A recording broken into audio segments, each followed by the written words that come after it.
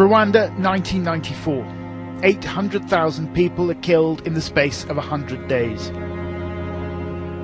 Men, women and children were massacred, most of them hacked to death with machetes.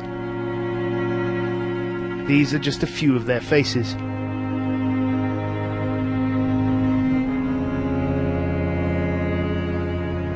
In the aftermath of the genocide, some of the people who masterminded the killings fled across the border into the jungle-covered hills of the Democratic Republic of Congo. This current conflict is one in a long line of aftershocks with its roots in that apocalyptic event. Mid-November 2012, Congolese army forces are engaged in a doomed counter-offensive, one final push to try to drive the rebels back from Goma, a crucial city on the border with Rwanda.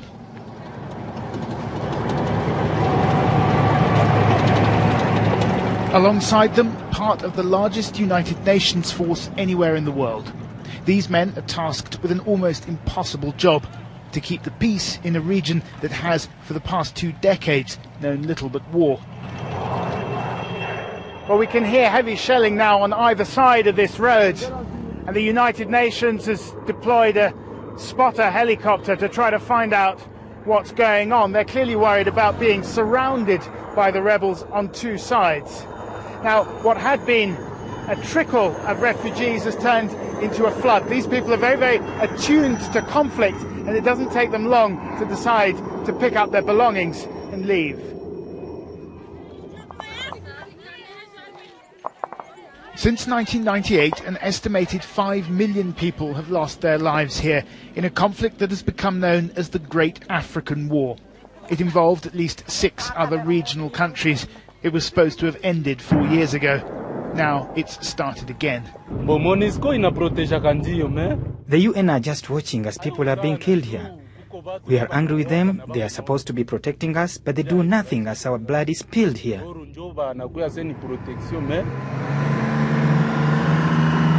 The United Nations vowed the rebels would never enter Goma. Less than a week later, they did just that.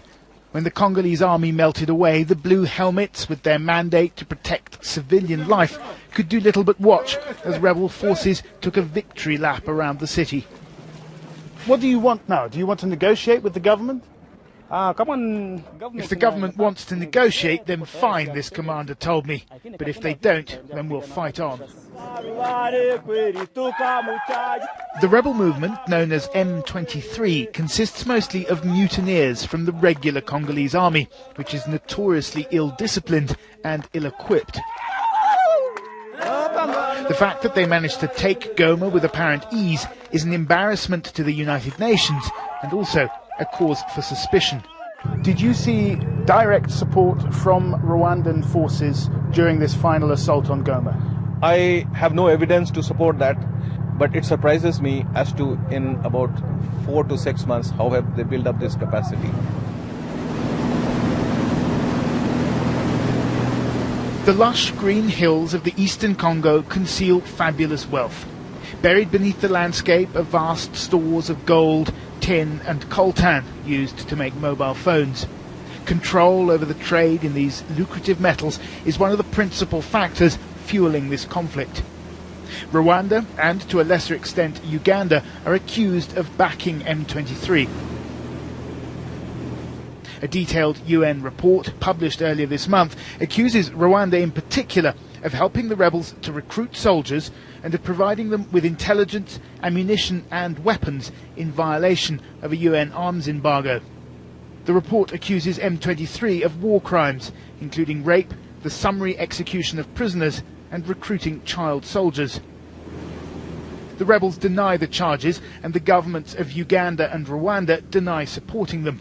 But Newsnight has heard evidence that suggests the opposite, that in fact Rwanda's support for armed groups in the eastern Congo extends beyond M23 and beyond Goma. In the city of Bukavu, more than 100 miles to the south, we met 2 young men. They told us they too had received money from Rwanda to set up their own armed group. This assistance What form did it take, and who did you get it from? We got it from Rwanda government, and I think that they sent money per month, like 20,000. It depends with the needs that we have. Sometimes they can send 20,000 or 15, between 20 and 15. $1,000 per month? $1,000 per month. What did you do with the money?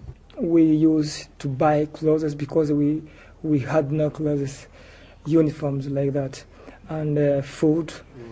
The former rebels say they were put in contact with a senior M23 commander, a Colonel Manzi, who urged them to coordinate their efforts. Manzi told us that the Rwandan army had given him authority to support us and to command us. He ordered us to continue our fight just as M23 was doing in the north, so that together we would demoralize the government. The Rwandan government declined to comment on these allegations, but many of the details in this account, including dates and names of intermediaries, tally with separate research carried out by the United Nations. And so the conflict is spreading. Instability breeds lawlessness, armed groups operate with near impunity, and civilians bear the brunt.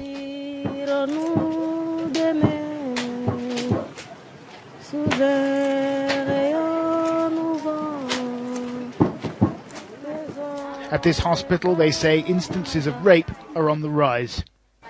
Eme, not her real name, was assaulted in July.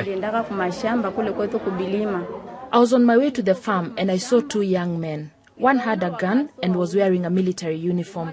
He said he had been in the bush without sex for so long. Then he raped me. When he had finished, he handed me over to his colleague. I told them I'm sick, but they just carried on.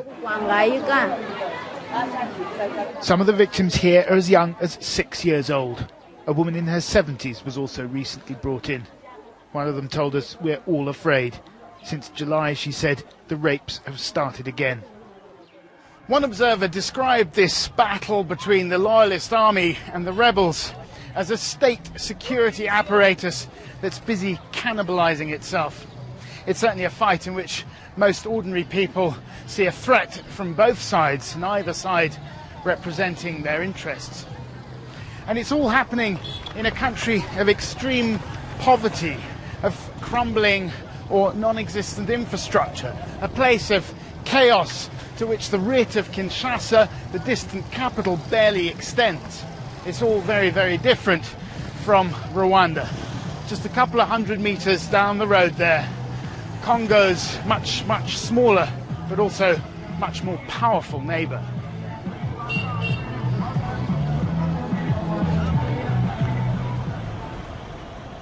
Welcome to Kigali. This is the capital of a developing country, of course, but Rwanda feels like a nation on the up and up, a place of order and of control.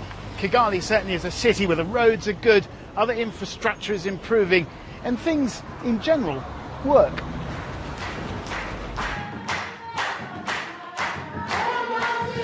On Sundays, church services are held in the school classroom in this village an hour and a half's drive from Kigali. The school building itself was paid for largely with UK aid money, as was the new health centre and the connection to the electricity grid. The reason DFID and other donor countries like giving aid to Rwanda is because they see results. The money, they say, is well targeted and there's relatively little corruption. Overall, foreign aid accounts for just under half of the entire Rwandan budget, and switching off the cash flow would have an immediate effect. The impact, of course, will be to roll back the progress that we have made.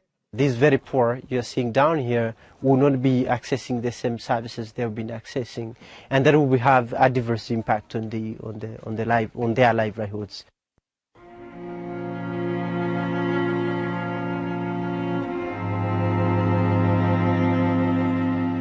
Less than 20 years have passed since the genocide. That event still informs almost every aspect of the government's worldview, its intolerance of dissent at home, its need to exercise some control over the chaos on its border. Rwanda has come a long way since its darkest hour, in part thanks to its efficient use of aid.